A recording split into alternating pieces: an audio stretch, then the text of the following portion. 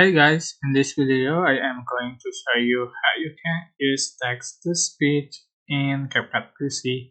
So just going to add text before and I'm going to split the clip. Just going to change the text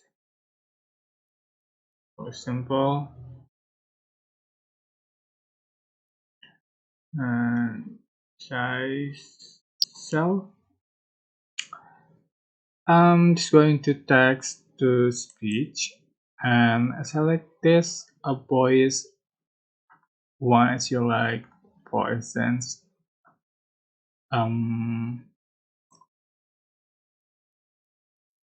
Welcome to sorry, I'm just going to see. Welcome to my channel. Don't forget to like, comment, and subscribe. Welcome to my channel. Don't forget to like, comment, and subscribe. Just click start reading for apply here.